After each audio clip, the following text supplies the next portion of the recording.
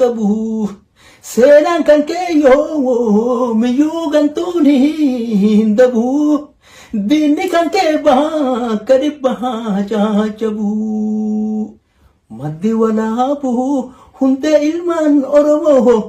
lafa teenaa lafa qabsaa yoo taatiif ardaa jilaa gurbaa jiloo ardaa jilaa nurratti guufiidamoo sila ardaa jilaa keessan cufaa nageellee booranaati dhufan jecha madaalan kaafne kufan bar oromoon hundinuu bakka jiruun ardaa jilaa ka ofii qabaa dhiisaa lakkaa seeraa seenaa miti ardaa jilaa walirra diiguun daban gugulufaa boolla laallataa fardi osoo gulufaa jiru boolla gubbaa gahee dhaabata abbaan fardaa gara nakkufe kooraan fardaa gara sikkufe abba badii qaba jettamoo koora badii qaba jettamoo boolla badii qaba jetture gaafiin sadi wal bira dhufe eenyu dhufe namarraa banaa mana abbaan keessaan ulaa ufitti cufe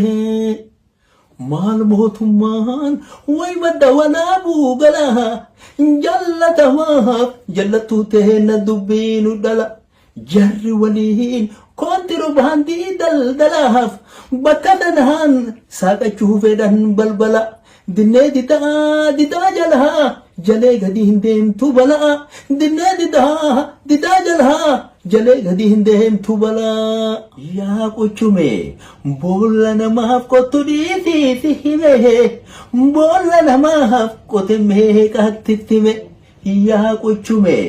boolla namaaf qottu dhiisiisi hime boolla ufii qote meeqatti dhime irraan bartu nama fixaa meeqa wal fixeetiin dhume rasaasa nuuf baatuun ufii waltume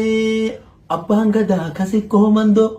itti aanaan haaji aloo dura ta'aan aliyyii surhuuri silaa jarri kunoo